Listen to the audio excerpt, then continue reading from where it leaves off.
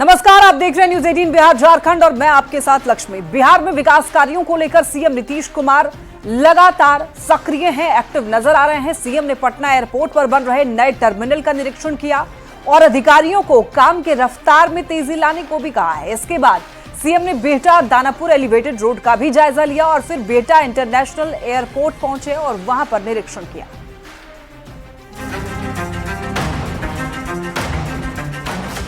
नीतीश कुमार करीब 20 साल से बिहार के मुख्यमंत्री हैं। उम्र 74 साल, लेकिन विकास करने का जज्बा आज भी वैसा ही है जैसा पहली बार मुख्यमंत्री पद की शपथ लेते समय था। अपने विकास कार्यों की वजह से सुशासन बाबू के नाम से पहचाने जाने वाले नीतीश कुमार वैसे तो सालों भर एक्टिव रहते हैं, लेकिन आजकल कुछ ज्यादा ही एक्टिव हैं। कह सकते हैं कि सुपर एक्टिव हैं। गुरुवार को नीतीश कुमार अचानक पटना एयरपोर्ट पर बन रहे नए टर्मिनल का निरीक्षण करने पहुंच गए। इस दौरान अधिकारियों से बातचीत की, काम के रफ्तार में तेजी लाने को कहा, क्योंकि अप्रैल महीने में ही इसका उद्घाटन होने वाला है। अभी क्या होगा सर? थोड़ा जगह जुट जाएगा। हम तो बराबर कह रहे हैं सब हो जाएगा जल्दी, काफी सुविधा पैसेंजर हो जाएगा, तभी तो और इसका विस्तार बहुत होगा। जी सर। ठीक सर। एयरपोर्ट का निर्माण कार्य का जायजा लेने के बाद सीएम अपने सरकारी आवास नहीं लौटे, बल्कि बिहटा दानापुर एलिवेटेड रोड का जायजा लेने निकल पहुंचे। साथ ही उन्होंने बिहटा इंटरनेशनल एयरपोर्ट का भी निरीक्षण किया। इसके पहले लगातार 2 दिनों तक मुख्यमंत्री ने ऐसे ही पटना मेट्रो के निर्माण कार्य को देखा था। एक तरफ विपक्ष सीएम नीतीश को थका हुआ बताने की कोशिश में लगा है, दूसरी ओर नीतीश कुमार अपनी सक्रियता से ऐसे बिना कुछ बोले विरोधियों को जवाब दे रहे हैं। न्यूज 18 के लिए पटना से आनंद अमृतराज के साथ ब्यूरो रिपोर्ट। कटिहार में न्यूज 18 की खबर का असर हुआ है। बाल सुधार गृह मामले में संगीन आरोपों पर डीएम ने संज्ञान लिया है। जांच के लिए विशेष टीम गठित की गई है, साथ ही सभी स्टाफ से स्पष्टीकरण मांगा गया है। देखिए रिपोर्ट।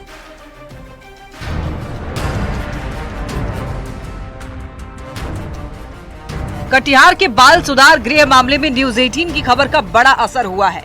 संगीन आरोप पर डीएम ने जांच के लिए विशेष टीम गठित की, साथ ही सभी स्टाफ को शो कॉज जारी करने और स्पष्टीकरण मांगने का भी भरोसा दिया है। साथ ही सुरक्षा को भी मजबूत किया जाएगा। तो वर्तमान में लोग हैं अधीक्षिका, वहाँ पे पदस्थापित कर्मी, वहाँ पे पदस्थापित रसोईया, सुरक्षा कर्मी, उन पे तो हम लोग स्पष्टीकरण करके कार्रवाई करेंगे ही। साथ में वहाँ पे टीम को भी हम लोग सुरक्षा के दृष्टिकोण से और मजबूत करेंगे और लगातार से प्रशासनिक रूप से सुपरविजन के लिए भी हम लोग टीम गठित कर रहे हैं, ताकि वीकली रूप से वो वहाँ पे निरीक्षण करते रहें और किसी प्रकार का कोई भी शिकायत आने पर त्वरित कार्रवाई लिया जा सके। दरअसल कटिहार के बाल सुधार गृह से चौंकाने वाली खबर सामने आई थी। 17 फरवरी को बाल सुधार गृह से भागी 2 नाबालिग लड़कियों को पटना से बरामद किया गया। इन लड़कियों ने सुधार गृह पर गंभीर आरोप लगाए हैं, जिसने पूरे सिस्टम पर सवाल खड़े कर दिया है। बाल सुधार गृह की इस चारदीवारी के पीछे उन बच्चों को रखा जाता है जिन पर आपराधिक आरोप है या उन्हें किसी जुर्म में दोषी पाया गया है। उनके आचरण को सुधारने के लिए उन्हें यहाँ रखा जाता है। पर इस चाक चौबंद व्यवस्था के बीच इन ऊंची चारदीवारियों के पीछे क्या हो रहा है, इस पर सवाल खड़े होने लगे हैं। इसी बाल गृह से भागी 2 नाबालिग लड़कियों ने ये आरोप लगाया कि बाल गृह में उनके साथ बदसलूकी होती थी, उन्हें नशीली दवा खिलाई जाती थी, जिसके बाद सवाल उठ रहे हैं कि बाल सुधार गृह में क्या बच्चियों का शोषण हो रहा था? अगर व्यवस्था ठीक है तो लगातार क्यों भाग रही लड़कियां? क्या इसके पीछे कोई बड़ा रैकेट काम करता है? क्या एक और मुजफ्फरपुर जैसी घटना का इंतजार है? 17 फरवरी को कटिहार के बाल सुधार गृह से फरार हुई लड़कियों को पटना पुलिस ने 9 मार्च को बरामद कर लिया था। हालांकि 8 मार्च को फरार हुई बच्ची का अब तक कुछ पता नहीं चल पाया। पुलिस उसकी तलाश कर रही है। न्यूज 18 के लिए कटिहार से संवाददाता सुब्रत गुहा की रिपोर्ट। अररिया के फुलकाहा थाने के एएसआई राजीव रंजन की ग्रामीणों के साथ झड़प में मौत हो गई। एएसआई राजीव की मौत मामले में पुलिस ने एक्शन लेते हुए 6 लोगों को गिरफ्तार किया है, जबकि 18 लोगों पर नामजद और 20 से 25 अज्ञात पर एफआईआर भी दर्ज की गई है। एसपी ने अपने बयान में पीट कर हत्या की बात से इनकार किया है।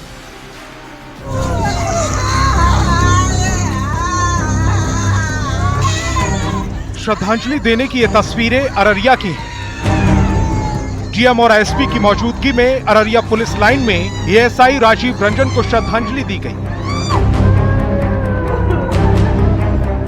अररिया के डीएम अनिल कुमार ने कड़ा संदेश देते हुए कहा कि अपराधियों के खिलाफ पुलिस और सख्त कार्रवाई करेगी। ये जो घटना हुई है इसके अंतर्गत हम लोग ऐसी अप्रत्याशित कार्रवाई भी करेंगे जिससे सभी में ऐसे जो असामाजिक तत्व हैं उनमें भी एक मैसेज जाए। गांजा तस्करी का आरोपी अनमोल यादव एक शादी समारोह में पहुंचा था। फुलकाहा थाना के एएसआई राजीव रंजन भी पुलिस टीम के साथ अनमोल को पकड़ने पहुंच गए। तभी लोगों की भीड़ इकट्ठा हो गई। लोगों ने धक्का मुक्की कर पकड़े गए अपराधी को छुड़ा लिया। धक्का मुक्की में एएसआई अचेत होकर गिर पड़े और अस्पताल ले जाने के क्रम में उनकी मौत हो गई। एसपी ने पीटकर हत्या करने की बात से इनकार किया है। अब ऐसे बच्चे के लिए मैं क्या कहूँ, जहाँ पर मुझे जाना चाहिए तो वहाँ पर मेरा बच्चा चला गया, मैं क्या कहूँ उसके लिए। राजीव रंजन साल 2000 में बिहार पुलिस में भर्ती हुए थे। सबसे पहले गया, फिर पटना, उसके बाद अररिया के फुलकाहा में उन्हें पोस्टिंग दी गई। राजीव रंजन की मौत के बाद उनके पैतृक गांव मुंगेर में जानकी नगर में मातमी सन्नाटा पसरा हुआ है। जबरदस्ती छुड़वा लिया। उसी छुड़वाने के क्रम में धक्का मुक्की में ये अचेत अवस्था होकर गिर गए हैं। ये हमारे एएसआई राजीव मल और इनको तत्काल हॉस्पिटल ले जाया गया जहां इनकी मृत्यु हो गई। राजीव रंजन की मौत के बाद तुरंत एक्शन लिया गया और इस मामले में 6 लोगों को गिरफ्तार किया गया। एएसआई राजीव रंजन की मौत के बाद पुलिस सख्त कार्रवाई की बात कह रही है। छापेमारी और गिरफ्तारी भी होने लगी है, लेकिन सवाल है कि एएसआई राजीव रंजन की मौत का जिम्मेवार कौन है। न्यूज़ 18 के लिए अररिया से सतीश और मुंगेर से अरुण के साथ ब्यूरो रिपोर्ट। एएसआई की मौत पर परिजनों में चित्कार मची हुई है। वहीं अररिया पुलिस परिवार में भी शोक की लहर है। लक्ष्मीपुर चौक पर एएसआई की मौत हुई। फुलकाहा थाना के लक्ष्मीपुर चौक का जायजा लिया न्यूज़ 18 संवाददाता सतीश कुमार ने। बॉर्डर के फुलकाहा थाना क्षेत्र के उसी लक्ष्मीपुर चौक पर है जहां पर बीती देर रात जो है अररिया के फुलकाहा थाना के जो एएसआई हैं राजीव रंजन और गांजा तस्कर अनमोल यादव के बीच झड़प होती है और उस चोट की वजह से जो है एएसआई राजीव रंजन की मौत हो जाती है। और तस्वीर में साफ तौर पर आप देख सकते हैं कि यह वही जगह है। और बता दें कि यहाँ पर स्थानीय जो मुखिया हैं उनकी बेटी की शादी थी, वहां पर एएसआई राजीव रंजन भी गए थे भोज खाने और वह जो है उस वांटेड क्रिमिनल को वहां पर देखते हैं। 2 एएसआई और 2 चौकीदार के साथ जो है वो इसी चौक पर पहुंचते हैं। जैसे ही वो गांजा तस्कर जो है अनमोल यादव उस पर नजर पड़ती है, उसे गिरफ्तार कर लिया जाता है। पुलिस गिरफ्तार कर लेती है, लेकिन उस गांजा तस्कर अनमोल यादव के साथ में दरअसल 10 से 12 असामाजिक तत्व थे जिन्होंने पुलिस पर हमला कर दिया, मारपीट शुरू कर दी, जिसके बाद जो है धक्का मुक्की के बीच जो है एएसआई राजीव रंजन गिर जाते हैं और चोटिल होने के बाद वो अचेत अवस्था में गिर जाते हैं और उनकी मौत हो जाती है। हालांकि अररिया एसपी अंजनी कुमार ने कहा है 4 से 5 लोगों को हिरासत में लेकर पूछताछ किया जा रहा है। सतीश कुमार, न्यूज़ 18, लक्ष्मीपुर, अररिया। अररिया में ग्रामीणों के साथ झड़प में एएसआई राजीव रंजन की मौत के बाद राजनीति भी शुरू हो गई है। नेताओं ने एएसआई के निधन पर गहरा दुख जताने के साथ ही अपराधियों को सीधी चेतावनी भी दी है। जो बिहार में अपराधियों के लिए कोई जगह नहीं है उनका कहना है और पुलिस इन अपराधियों का बखूबी इलाज कर रही है, तो विपक्ष ने सरकार का इकबाल खत्म होने का आरोप लगा दिया है। पुलिस ने वहां कई लोगों को गिरफ्तार किया है, ताबड़तोड़ छापेमारी भी हो रही है। एक एक व्यक्ति जो इस घटना में शामिल है उसकी गिरफ्तारी सुनिश्चित होगी। अब विपक्ष के लोग हाय तौबा मचा रहे हैं, भूल जाते हैं कि नीतीश कुमार जी का बिहार है जहां क्राइम और क्रिमिनल्स के साथ नो कॉम्प्रोमाइज की नीति है।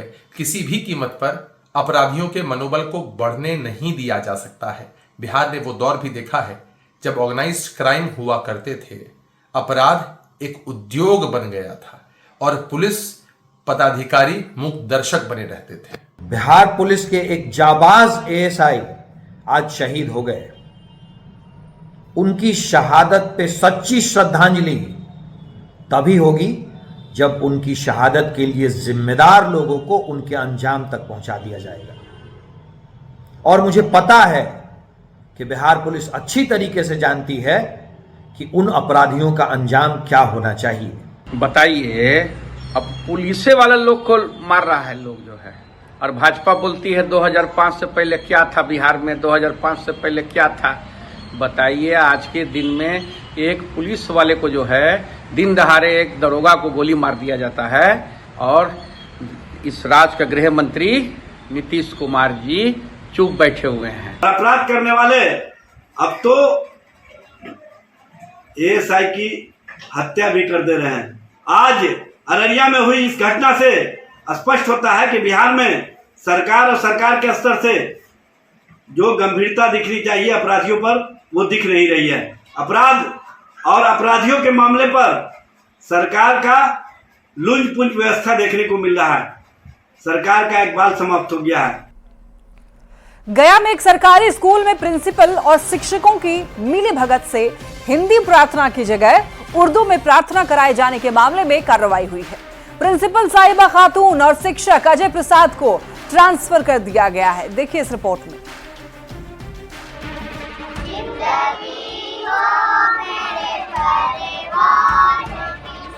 गया में उर्दू में प्रार्थना करवाना प्रिंसिपल और शिक्षक को भारी पड़ा है।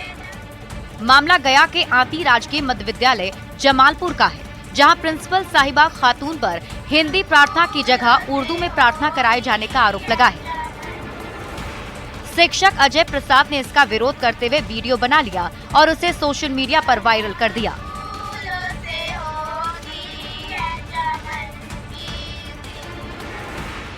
वीडियो बनाने वाले शिक्षक के साथ स्कूल के दूसरे शिक्षकों ने हाथापाई भी की। शिक्षक अजय प्रसाद ने गाली गलौज और मारपीट का आरोप लगाया है। प्रार्थना का एक वीडियो बना था। अब वीडियो बनाने के क्रम में वो लोग आए, पूछे हमसे क्या वीडियो बनाए हैं। बोला कि क्या बात है, पहले आप बोलिए तो, इसको ठीक बोलिए तो। इसी में मेरे ऊपर 4-5 फेंट मार के अंदर हम भागने लगे, हमको शर्ट को सब फाड़ दिया। और इसकी गुरी जो है, इसका जो है कार्यक्रम, इसका जो हमारे वर्तमान प्रभारी है, इसका बेटा मोहम्मद जियाउद्दीन, जो सब उसी का गेम प्लान है। और मेरे शक के आधार पर, ऐसे मैं सही साबित नहीं कर सकता हूं, लेकिन सब उसी का बनाया हुआ प्लान है।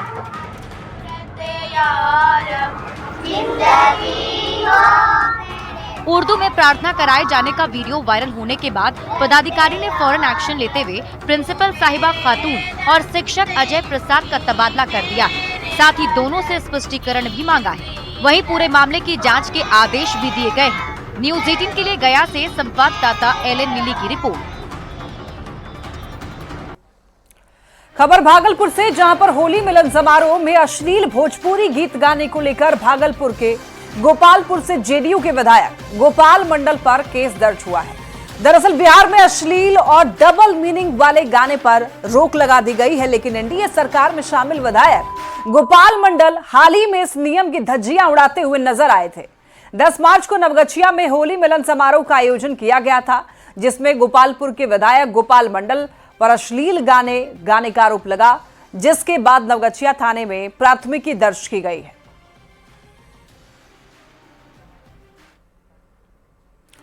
तो अश्लील गाने के मामले में देखिए जेडीयू विधायक गोपाल मंडल के खिलाफ थाने में एफआईआर दर्ज कराई गई है। इधर गोपाल मंडल ने इन आरोपों पर सफाई दी है। गोपाल मंडल की दलील है कि कुछ लोग उन्हें बदनाम करने में लगे हैं, जबकि उनका ऐसा कोई इरादा नहीं था।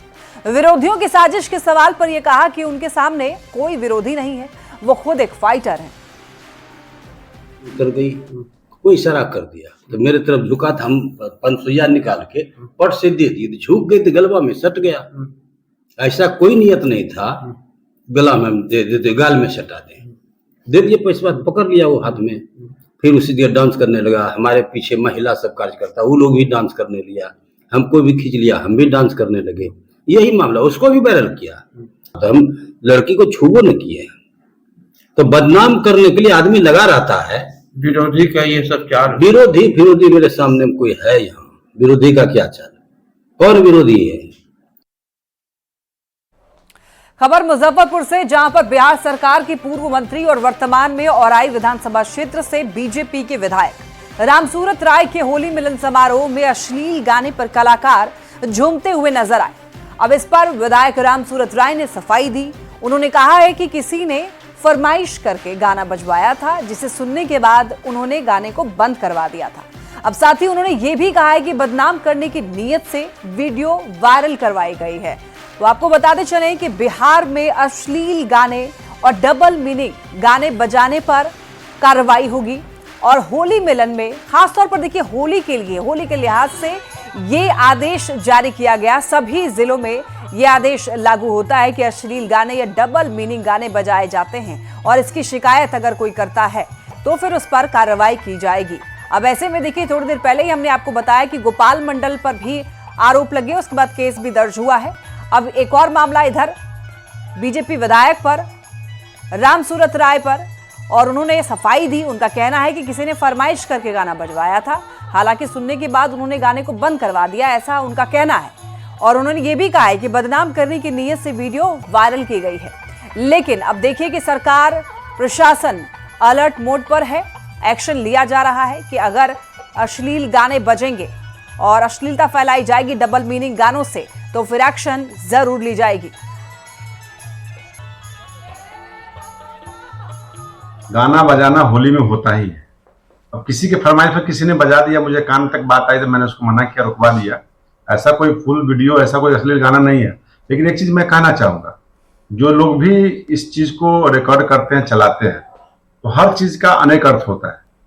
तो हर नजर से देखने का मतलब अपना निकलता है। तो जो उस तरह के लोग हैं उनको सिर्फ वही कमी समझता है। बिहार की सियासत में नीतीश कुमार के बेटे निशांत के राजनीति में आने को लेकर एक बार फिर राजनीति तेज हो गई है। पूर्व केंद्रीय मंत्री अश्विनी चौबे ने निशांत के राजनीति में आने की मांग उठाई, तो अब बिहार सरकार के मंत्री और जेडीयू नेता जयंत राज ने निशांत के राजनीति में आने की मांग का समर्थन किया है। उन्होंने कहा कि निशांत के राजनीति में आने से जेडीयू और मजबूत होगा।